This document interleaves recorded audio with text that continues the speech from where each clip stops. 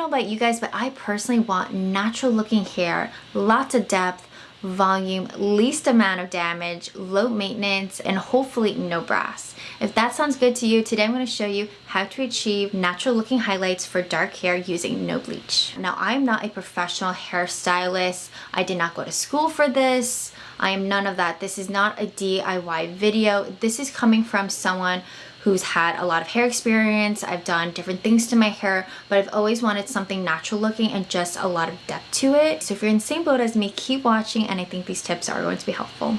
Hi guys, welcome to my channel. Today's going to be all about hair. Many of you guys have subscribed to my channel because of my curtain bangs content, my Revlon hair blow dryer content, all that good stuff. But I gotta say, sometimes hair content can feel very limiting, and sometimes I'm kind of just like, what can I do creatively? And then I have to think back that I need to go to the basics. So today we're going to talk about how to achieve natural highlights for dark hair using no bleach. This video is going to be longer, so if you want to skip around, I totally understand. But first we're going to talk about my hair story. So you guys have probably noticed that I have a ton of hair, but that wasn't the case when I was little. I had very little to no hair. It was quite fine, and all I wanted was more hair. I just wanted to be able to put my scrunchies in. I wanted to use the little bows, but every time I would do that, it would immediately fall out. Immediately. And it was so upsetting. So what I would do was I would put it on my wrist. So like those ponytails with the little bows on them, that's what I would do, so then I could still have it on me, kind of, sort of.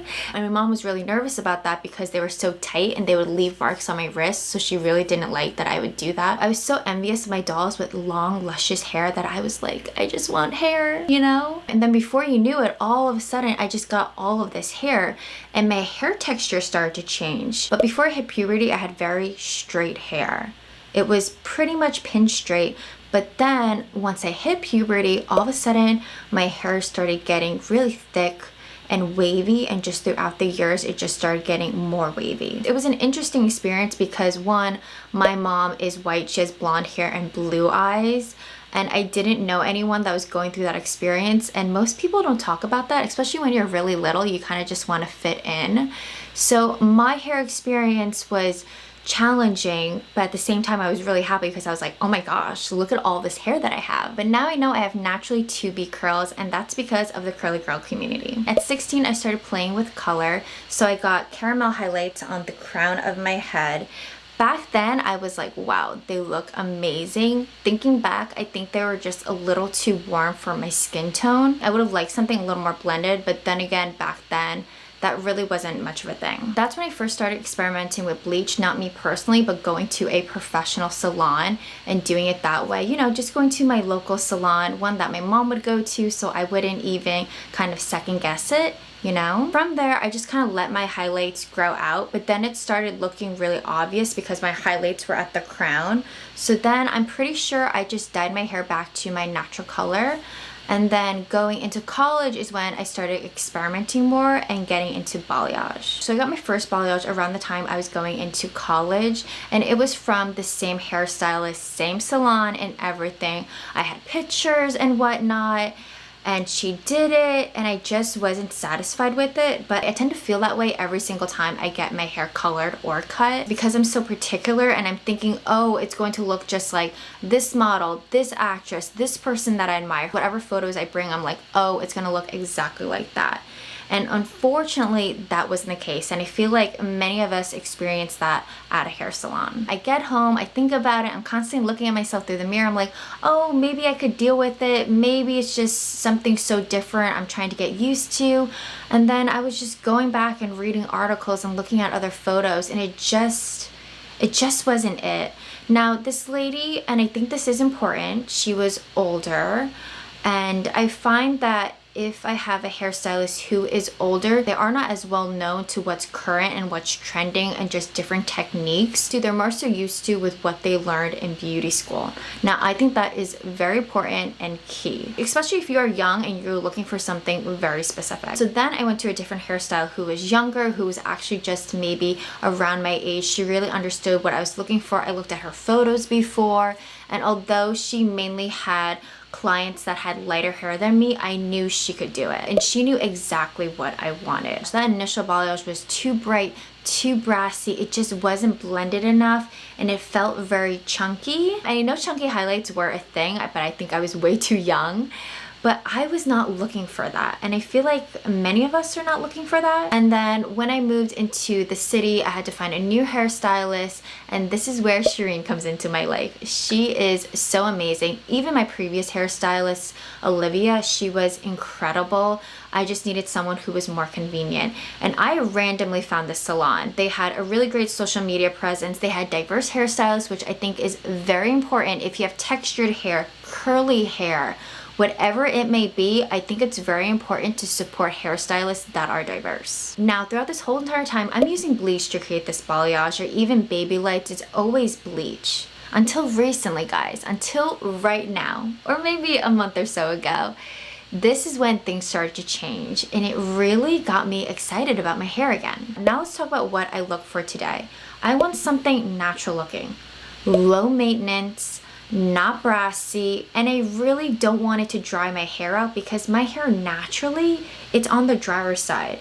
If you have any friends that are Asian, East Asian, I'm Chinese, my hair is very dry, specifically the individual strands. Now I joke and say, oh, it feels very hay-like because that's how tough it feels.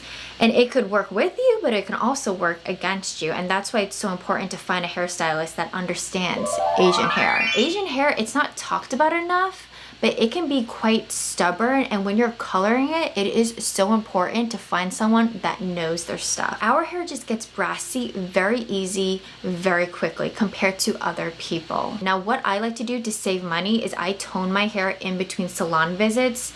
And because I'm low maintenance and I don't see Shireen as much as I used to because now I live outside of the city, I really want to make sure I maintain my hair properly. Also, I'm looking for the least amount of damage. Those things are really important to me and it just fits my lifestyle. Over a month ago, I discovered a video on Instagram and this girl was talking about how she wanted really natural looking highlights. She wanted depth, she wanted movement, which is exactly what I'm looking for.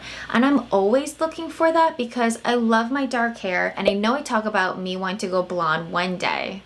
I'm still trying to figure out when that opportunity is going to come, but hopefully it will.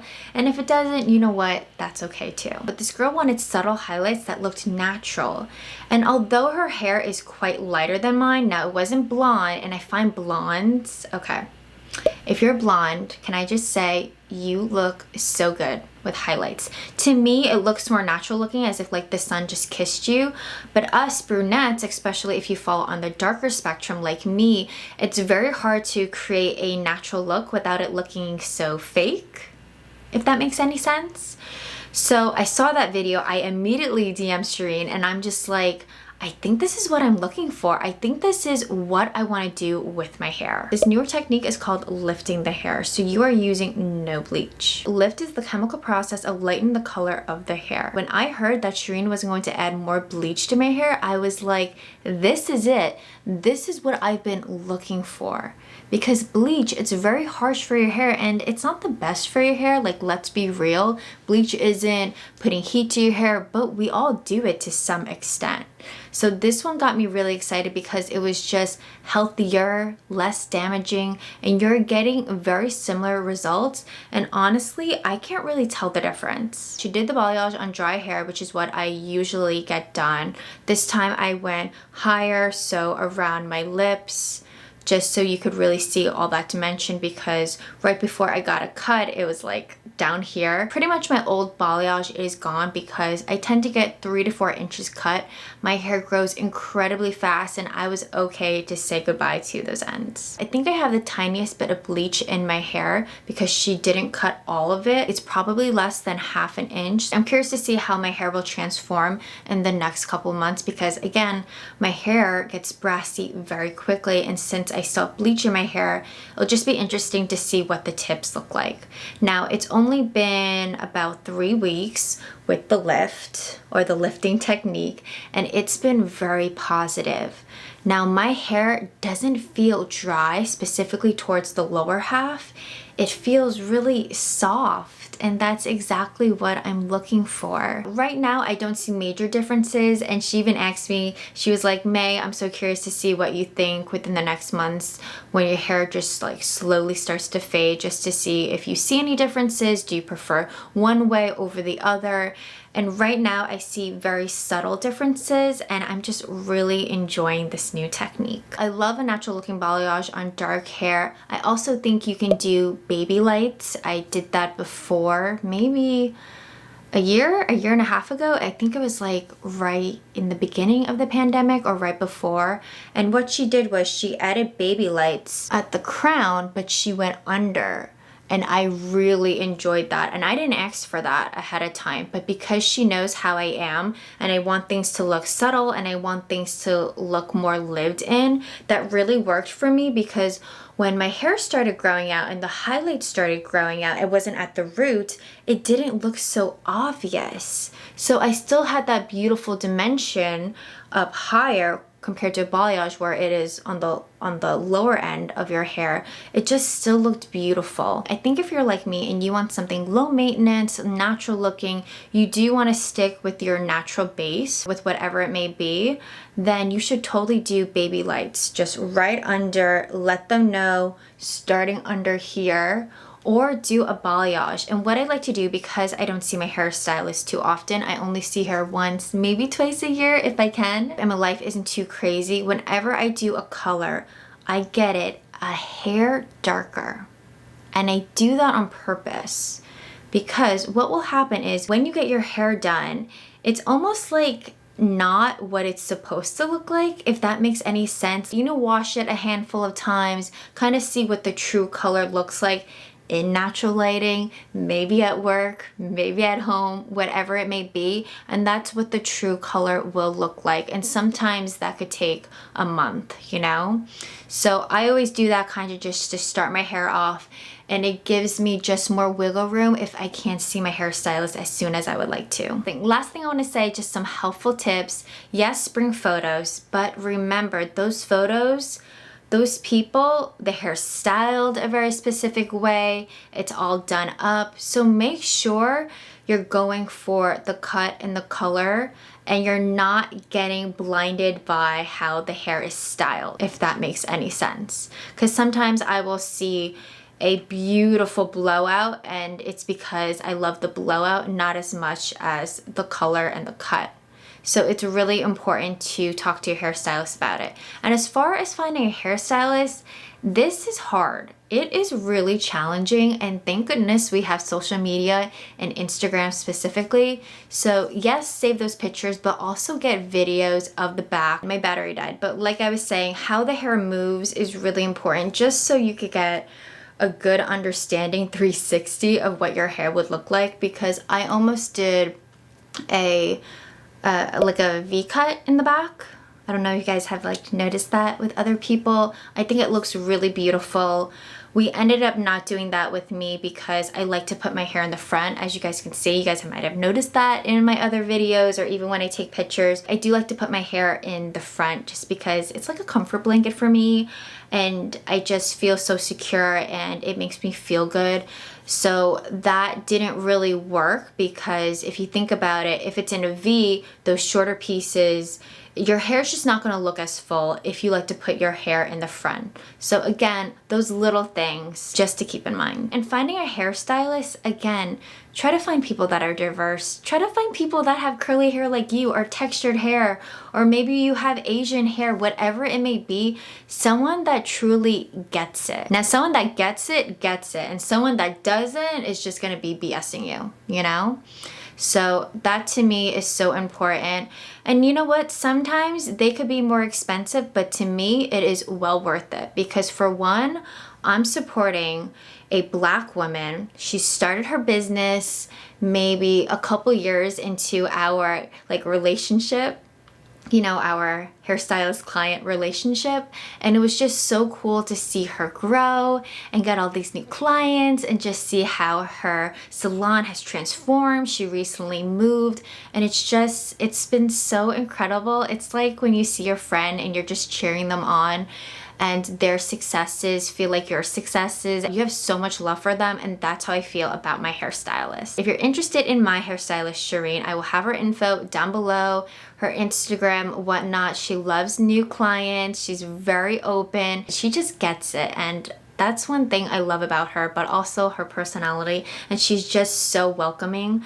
So if you live in the city of New York, or even people have contacted me that live in Connecticut. So you never know. If you're willing to travel, to me, she's absolutely worth it. And last tip, if you have textured hair, you know when your hair is natural, it's a bit shorter. If your hair is super curly, it's a lot shorter. So for me, when I do my longer layers, I like my shortest one to be right around the chin, maybe just below, because if I were to curl my hair, if I were to have my hair natural, it is going to be shorter. It's going to be closer to my lips. So kind of just keep that in mind if you like to pull your hair back, but you like to have like some front pieces just to frame your face and kind of go for that messy undone look. I love that look. I don't do the greatest job of achieving it, but I love the look anyway. Before I end this long video, I am going to do an updated video, probably on YouTube, something with just how I feel about lifting in a couple of months, just to see the pros and cons to lifting versus bleaching. So if you want to see that video in the future, make sure to subscribe to this channel, like it, and I guess that's it. If you want to comment and let me know about your hair experience or your hair story, I would love to hear it. With all that being said, I will see you guys in another video. Bye!